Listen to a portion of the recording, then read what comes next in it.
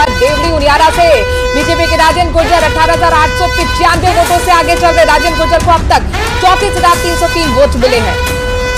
तो नरेश मीणा को अब तक 15,408 वोट मिले हैं। अब चुनाव के दंगल से जुड़ी बड़ी अपडेट। देवली उनियारा केसी मीणा को 9,172 वोट मिले हैं। यहाँ पर कुल मिलाकर केसी मीणा भी तीसरे नंबर पर चल रहे हैं। जी मानराम जी जवाब दीजिए भाई अपना।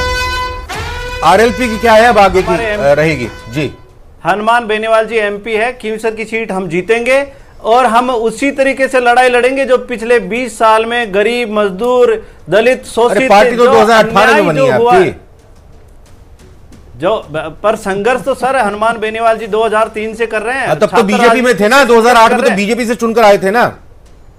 लेकिन सर संघर्ष तो माना जाएगा, वो संघर्ष तो कर रहे हैं। हम उसी प्रकार से लड़ेंगे, वैसे ही हम अन्याय के खिलाफ बताइए, सरकार के खिलाफ लड़ते रहेंगे। हनुमान बेनीवाल से पार्टी है कि पार्टी से हनुमान बेनीवाल है? पार्टी बड़ी कि हनुमान बेनीवाल?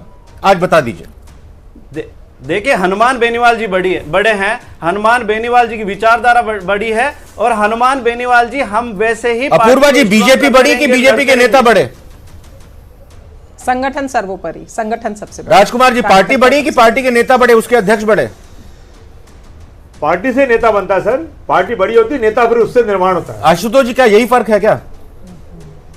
बिल्कुल मेरा जवाब पूरा नहीं हुआ। रविंद्र जवाब दीजिए। आपने दिया ना जवाब, मैंने ठीक है अब और दीजिए आप जवाब। आशुतोष जी फिर आपका जवाब।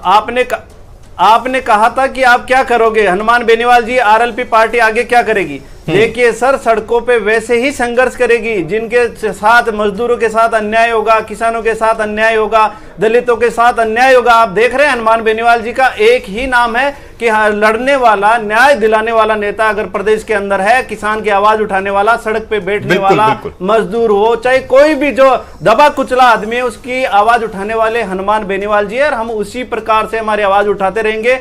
कुछ भी नहीं, हमारे किस्मत में संघर्ष लिखा हुआ है और संघर्ष हमारे खून में, हम करते रहेंगे, कभी नहीं हार मानेंगे। हमारा जीवन जन्म इसीलिए हुआ है हनुमान बेनीवाल जी का, सच्चे राजनेता की पहचान हार नहीं मानना चाहिए। अन्याय के खिलाफ लड़ेंगे। ठीक है आशुतोष जी, जो कनिका बेनीवाल है महिला प्रत्याशी के तौर पर उनका चयन किया गया हनुमान बेनीवाल की तरफ से, उनकी पत्नी है। आपको लगता है जनता बहुत ज्यादा उन पर भरोसा नहीं जता पाई?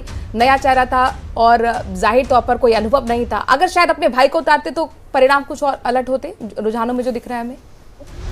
देखिए मैं आरएलपी की प्रवक्ता नहीं। अच्छा इस बीच एक ब्रेकिंग न्यूज आ गई है, आशुतोष इसका जवाब आपसे लेंगे। 84 में 9 राउंड की गिनती पूरी हो चुकी है। 84 में 9 राउंड की जो गिनती पूरी हुई है उसमें बीएपी के अनिल कटारा को बम्पर बढ़त इसलिए क्योंकि अनिल कटारा 14,113 वोटों से आगे चल रहे हैं। विधानसभा चुनाव में एक अच्छा खासा मार्जिन होता है, लेकिन ये रुझान है। अभी और राउंड की काउंटिंग बाकी है। तीसरे नंबर पर कांग्रेस है, महेश रोत कांग्रेस के उम्मीदवार जो कि तीसरे नंबर पर 84 में चल रहे हैं। 84 में बीएपी के ही सिटिंग एमएलए थे राजकुमार रॉय पार्टी के अध्यक्ष, और उसके बाद फिर उन्होंने एमपी बनने के बाद ये सीट छोड़ दी और अब अनिल कटारा उनके करीबी हैं, वो चुनाव लड़े।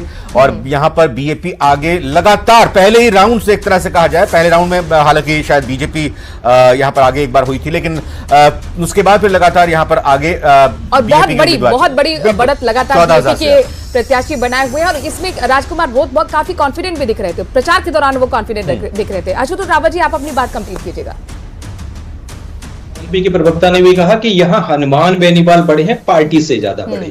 तो यहाँ फैसले जब एक व्यक्ति लेता है तो निश्चित तौर पर वह व्यक्ति कितने भी क्षमतावान हो, कितना भी प्रतिभाशाली हो, कई बार फैसले लेने में चूक जाता है। और मुझे लगता है कि ऐसी एक चूक हनुमान बेनीवाल से कैंडिडेट के सिलेक्शन में हुई। शायद वो अपनी पत्नी की जगह अगर एक बार अपनी भाई को उतारते तो शायद जिस तरह के रुझान अभी तक आ रहे हैं उस तरह के रुझानों के विपरीत भी परिणाम हो सकते थे। लेकिन मुझे लगता है और पार्टी से नेता बढ़ा तो फिर उम्मीदाराम बेनीवाल ये विभीषण निकल गए, पीठ में खंजर घोंप दिया, हमारी पार्टी से निकले थे रेवंत राम डांगा को लेकर भी ऐसे कहा ना बालाराम जी आपने, तो फिर ऐसा हो जाता है।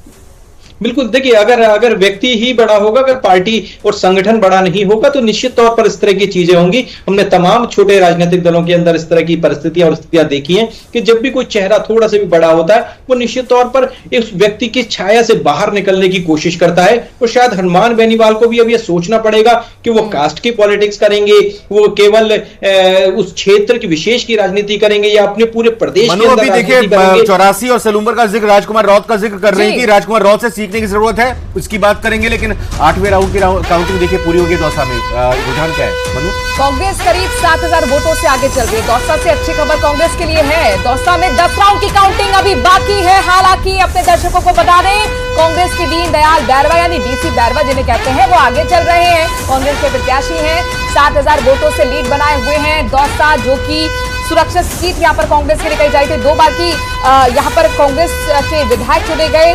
जगमोहन मीणा और डीसी बैरवा के बीच में मुकाबला था। किरोड़ीलाल मीणा एक तरफ लगातार चुनाव प्रचार कर रहे थे, सचिन पायलट की भी एंट्री हुई थी, उन्होंने भी खूब ठुमके लगाए। दोनों के ठुमके मुरारीलाल मीणा यहाँ पर लगातार साइलेंट, एक तरह से साइलेंट जायंट के तौर पर उन्हें यहाँ पे चुना गया। जी आशुतोष जी, मैं वही जानना चाह रहा था, राजकुमार रौत से सीखने की, समझने की कुछ नेताओं को इस लिहाज से जरूरत है कि आपने 2 जगहों पर, सलूम्बर हो या फिर 84 हो, पहले तो आपने कह दिया कि हम गठबंधन नहीं करेंगे, आपने अपनी बात क्लियर रखी। उसके बाद आपने दोनों ही जगहों पर अपने पार्टी के कार्यकर्ताओं से वोट डलवाए, बताइए कौन उम्मीदवार हो।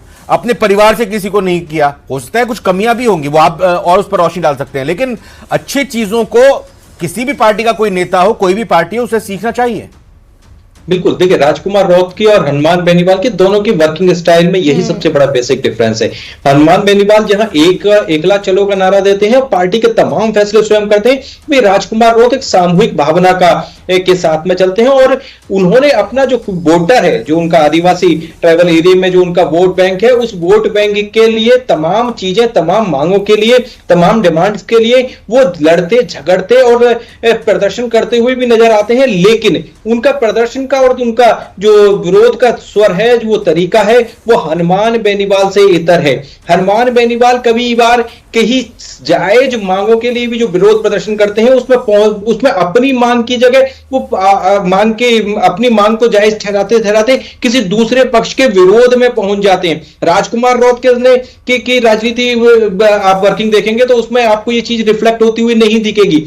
तो राजकुमार रौत ने बहुत अच्छे से कैंडिडेट का सिलेक्शन किया और इसलिए सलूम्बर को हम एक बहुत safe seat Bharatiya Janata party के लिए मान रहे थे। सहानुभूति की लहर एक सलूम्बर में थी और सलूम्बर उदयपुर से जुड़ा हुआ इलाका है। उदयपुर में भारतीय जनता पार्टी का बहुत अच्छा होल्ड है, इसलिए भी हम सलूम्बर को यह मान रहे थे कि सलूम्बर में भारतीय जनता पार्टी उस सीट को रिटेन करेगी। लेकिन राजकुमार रौत जिस तरह से वहां प्रदर्शन कर रहे हैं, जिस तरह से जितेश कटारा को वहां पर बढ़त मिल रही है, यह निश्चित तौर पर भारतीय जनता पार्टी के लिए भी चिंता का विषय है। और हनुमान बेनीवाल और रौत का जो कैरेक्टर सलूम्बर में कहीं ना कहीं 3 बार आपके विधायक रहे हैं अमृताज मीणा, तो आपको भी उम्मीद रही होगी, लेकिन यहाँ पर ऐसा क्या हुआ? क्या लगता है त्रिकोणीय मुकाबला मुश्किल कर गया आपके लिए? झुंझुनू से बड़ी खबर आ रही है, 12 राउंड की गिनती खत्म हो गई है। इस वक्त की बड़ी खबर, झुंझुनू में बीजेपी प्रत्याशी को बम्पर बढ़त मिली है। खींवसर में, जी खींवसर में 8वें राउंड की गिनती पूरी हो चुकी है, तो खींवसर के भी रुझान लगातार आगे निकलते आ रहे। आरएलपी प्रत्याशी आगे, भाई बधाई हो मानाराम जी। आरएलपी प्रत्याशी कनिका बेनीवाल 646 वोटों से आगे चल रही हैं। और मानाराम जी तो कह रहे थे 8-9 चरणों तक तो हम पीछे रहते हैं और उसके बाद आगे बढ़ जाते हैं। मुझे लगता है रिएक्शन चाहिए मानाराम से, बिल्कुल चाहिए, बनता है।